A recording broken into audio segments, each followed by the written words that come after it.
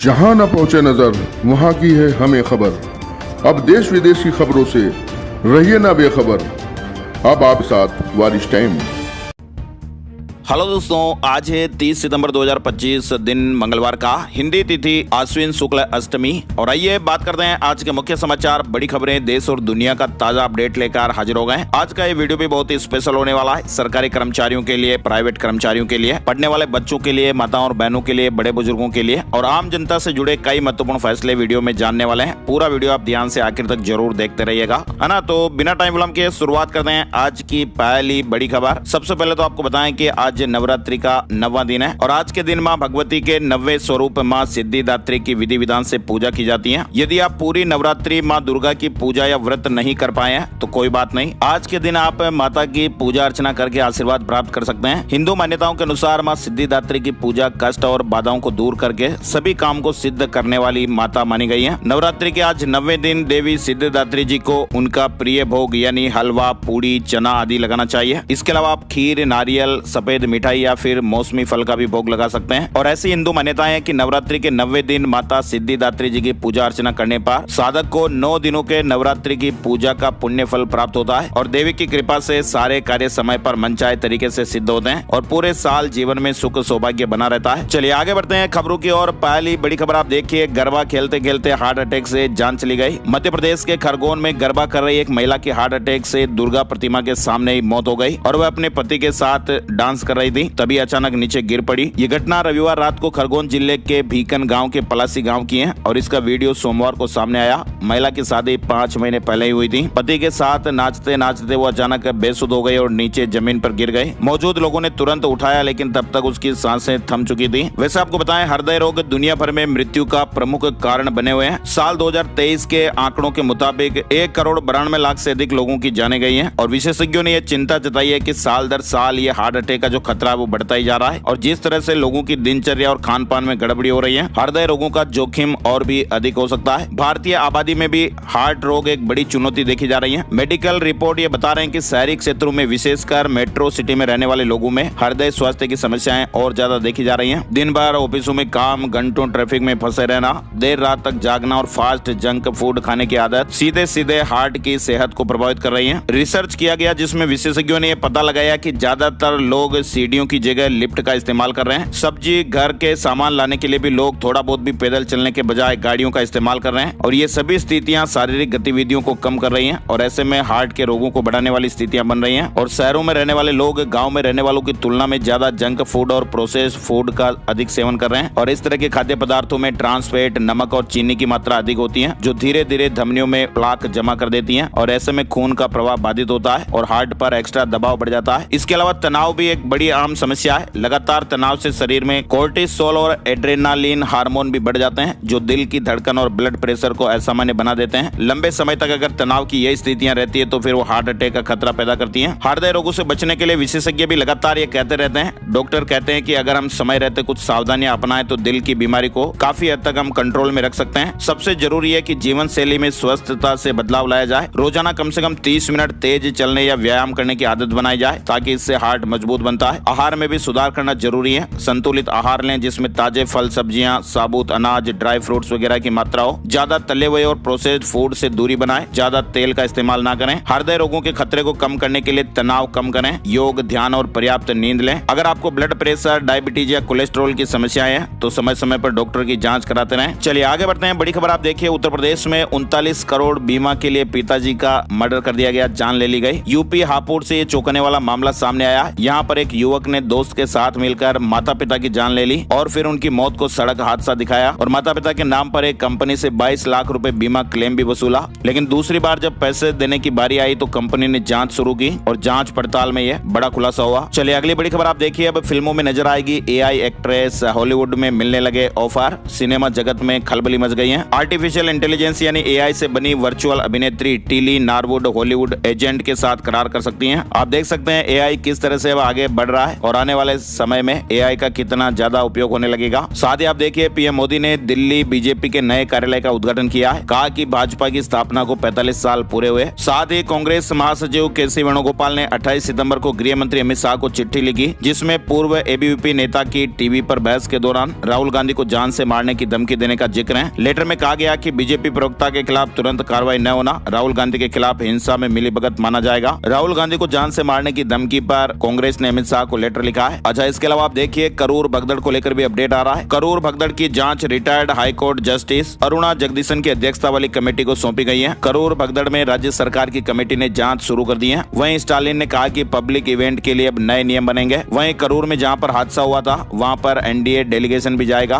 पीड़ित परिवारों से मुलाकात भी करेगा। तमिलनाडु के करूर हादसे वाली जगह पर NDA का 8 सदस्यीय डेलीगेशन जाएगा। वैसे आपको बताएं इस हादसे में अब तक 41 लोग जान गंवा चुके हैं, अभी भी कई लोग घायल हैं। चलिए बड़ी खबर आप देखिए, डोनाल्ड ट्रंप ने फोड़ा एक और टैरिफ बम। अमेरिका के बाहर बनी फिल्मों पर 100% टैक्स लगेगा। अमेरिकी राष्ट्रपति डोनाल्ड ट्रंप ने सोमवार को विदेशी फिल्मों पर 100% टैरिफ लगाने की बात कही है। साथ ही आप देखिए लेह लद्दाख से जुड़े अपडेट में लेह एपेक्स बॉडी यानी LAB ने ऐलान किया कि वह लद्दाख में सामान्य स्थिति बहाल होने तक गृह मंत्रालय की हाई पावर कमेटी के साथ बातचीत नहीं करेगी। इधर लद्दाख मुद्दों पर बातचीत के लिए केंद्र के दरवाजे हमेशा खुले हैं। गृह मंत्रालय ने वार्ता के लिए आमंत्रित किया है। कश्मीर के 7 टूरिस्ट स्पॉट फिर खोले गए हैं। इनमें अरू घाटी, राफ्टिंग पॉइंट, यानर भी शामिल हैं। पहलगाम हमले के बाद बंद किए गए थे। जम्मू कश्मीर प्रशासन ने सोमवार को घाटी के 7 टूरिस्ट स्पॉट फिर से खोल दिए हैं। चलिए बड़ी खबर आप देखिए, जापानी नोबेल पुरस्कार विजेता ताकाकी काजिता ने प्रधानमंत्री नरेंद्र मोदी के नेतृत्व की सराहना की है। जापानी नोबेल विजेता काजिता ने पीएम मोदी के विजन की सराहना की और कहा कि हमें रिसर्च और इनोवेशन में भारत से सीखना चाहिए। इसके अलावा आपको बताएं महिला वनडे विश्व कप आज से शुरू होने जा रहा है। भारत और श्रीलंका के मैच के साथ मंगलवार को महिला वनडे विश्व कप 2025 का आगाज हो जाएगा। पहला मुकाबला मंगलवार को दोपहर 3 बजे से भारत और श्रीलंका की टीमों के बीच खेला जाएगा। टूर्नामेंट 12 साल बाद भारत में हो रहा है। सभी टीमें भारत में 4, कोलंबो में 1 स्थान पर 28 लीग मैच राउंड रोबिन आधार पर खेलेंगी। चलिए आगे बढ़ते हैं। बड़ी खबर, कल 1 अक्टूबर का दिन है। नए महीने की शुरुआत भी होने वाली है और अक्टूबर महीने की शुरुआत के साथ ही कई नए नियम भी लागू हो रहे हैं। 1 अक्टूबर से होने वाले ये बदलाव सीधे ही आम लोगों के जीवन पर असर डालेंगे। अक्टूबर महीने में क्या क्या बदलाव होने वाला है, कौन कौन से नए नियम लागू होंगे। सबसे पहले आपको बताएं रसोई गैस की नई कीमतें आपको देखने को मिलेगी। त्योहारों की वजह से लोगों को उम्मीद है कि कीमतों में राहत मिलेगी। रेलवे टिकट बुकिंग का नया नियम भी लागू होने वाला है। 1 अक्टूबर से IRCTC पर टिकट बुकिंग के नियम बदल जाएंगे, यानी अब सिर्फ वे लोग ही जिनका आधार पूरी तरह से वेरीफाई है, आरक्षण खुलने के पहले 15 मिनट में ऐसे लोग ही ऑनलाइन टिकट बुक कर पाएंगे। ये नियम IRCTC की वेबसाइट और मोबाइल ऐप दोनों पर लागू होने वाला है। पहले यह नियम केवल तत्काल टिकट बुकिंग पर लागू था। इसके अलावा नई पेंशन प्रणाली के नियम भी आ रहे हैं। NPS, UPS, अटल पेंशन योजना और NPS लाइट से जुड़े कुछ नियम भी बदले गए हैं। सरकारी कर्मचारियों को अब नया प्राण खोलने के लिए ई प्राण किट के लिए 18 रुपए देने होंगे। साथ ही UPI में भी बड़ा बदलाव देखने को मिलेगा। 1 अक्टूबर से UPI प्लेटफॉर्म पर P2P लेनदेन सुविधाएं बंद हो सकती हैं। साथ ही अक्टूबर महीने में त्योहारों की वजह से बैंकों में भी कुल 21 छुट्टियां रहने वाली हैं, तो ऐसे में बैंकिंग काम करने से पहले भी आप छुट्टियों का जरूर ध्यान रखिएगा। और अक्टूबर महीने में क्या क्या बड़े बदलाव होंगे इसका आपको सेपरेट वीडियो में जानकारी दी जाएगी, तो माई स्मार्ट गाइड यूट्यूब चैनल पर आप जरूर विजिट करके वो वीडियो देख पाएंगे। फिलहाल बढ़ते हैं आगे। बड़ी खबर देखिए आप, भारत और भूटान के बीच पहली बार ट्रेन चलेगी।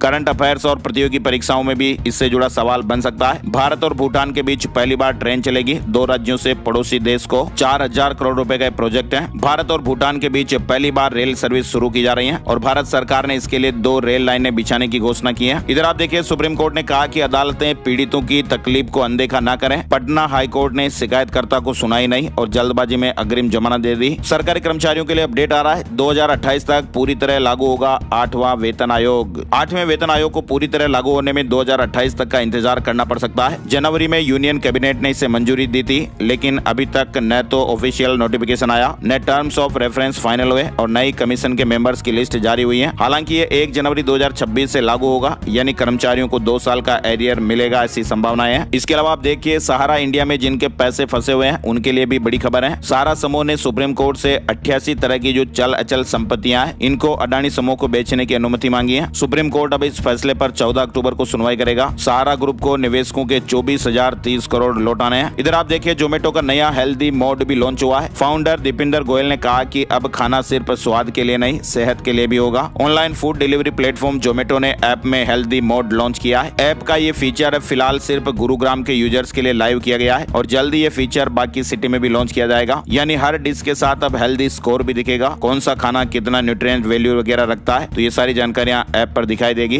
और ऑस्ट्रेलिया से जुड़ी खबर आ रही है, कम उम्र के बच्चों के लिए व्हाट्सएप और रेडिट बैन हो सकते हैं। ऑस्ट्रेलिया अब अपने बच्चों को ऑनलाइन खतरों से बचाने के लिए और ज्यादा सख्त हो गया है। पहले से बैन सोशल मीडिया ऐप की लिस्ट को बढ़ाते हुए अब व्हाट्सएप, रेडिट और ट्वीच जैसी कंपनियों पर भी 16 साल से कम उम्र के बच्चों के लिए पाबंदियां लग सकती हैं। सीए परीक्षाओं को लेकर अपडेट आप देखिए, आईसीएआई ने जनवरी 2026 सीए फाइनल परीक्षा देने वाले छात्रों के लिए मॉक टेस्ट पेपर सीरीज घोषित की है। पहली सीरीज 17 नवंबर 2025 से और दूसरी 4 दिसंबर 2025 से शुरू होगी। परीक्षा ऑनलाइन और ऑफलाइन मोड दोनों में होगी। मॉक टेस्ट पेपर की सीरीज को लेकर ये अपडेट है। इधर आप देखिए, सीएम श्री स्कूल प्रवेश परीक्षा के रिजल्ट भी घोषित हो गए हैं। दिल्ली में बीमारियों का खतरा, एमसीडी के 5200 कर्मचारी अनिश्चितकालीन हड़ताल पर चले गए हैं। सफाई और कूड़ा न उठने से दिक्कतें हो रही हैं। इधर आप देखिए, दिल्ली सरकार ने डीएम के अधिकार बढ़ा दिए हैं। अब नहीं रुकेंगे विकास कार्य, जरूरी सुविधाएं मुहैया कराने के निर्देश दिए गए हैं। साथ ही छठ पर्व को लेकर दिल्ली में सीएम रेखा गुप्ता का बड़ा कदम, दिल्ली में यमुना के दोनों किनारों पर पूजा कर सकेंगे। ईडी ने बड़ा एक्शन लिया है, गोवा समेत 4 राज्यों में छापेमारी की है। विदेशी मुद्रा प्रबंधन अधिनियम के तहत एक बड़ी कार्रवाई करते हुए गोवा, दिल्ली एनसीआर, मुंबई और राजकोट में कई ठिकानों पर छापेमारियां की गई हैं। और ईडी की जांच ने खुलासा किया कि पोकर खिलाड़ियों के क्रिप्टो वॉलेट्स का उपयोग वित्तीय लेनदेन के लिए किया जा रहा था। टीसीएस में हजारों कर्मचारियों की छटनी, बिना नोटिस कर्मचारियों को निकाला जा रहा है, ऐसी मीडिया रिपोर्ट्स और खबरें हैं। ऑफिस में दहशत का माहौल सा लग रहा है। टीसीएस में चल रही छटनी से हजारों कर्मचारियों की नौकरी पर संकट मंडरा रहा है। कर्मचारी संगठनों का दावा है कि कंपनी 30,000 से ज्यादा लोगों को चुपचाप बाहर कर रही है और कहा जा रहा है कि लोगों से जबरन इस्तीफा दिलवाया जा रहा है। इधर आप देखिए, हमास से कोई समझौता नहीं, उससे निपटेंगे अरब और मुस्लिम देश। नेतन्याहू से मुलाकात के बाद डोनाल्ड ट्रंप ने यह बात कही है। कनाडा में लॉरेंस बिश्नोई गैंग को आतंकवादी संगठन घोषित किया। भारत से संबंधों में सुधार के बीच ये फैसला आया है। कनाडा सरकार ने यह फैसला कंजर्वेटिव और एनडीपी नेताओं की मांग के बाद लिया है। साथ ही आप देखिए, नेपाल के बाद अब पेरू में भी जेएनजेड प्रदर्शन देखने को मिला है। भ्रष्टाचार और पेंशन सुधार को लेकर लोग सड़कों पर उतर आए। नेपाल के बाद अब दक्षिण अमेरिकी देश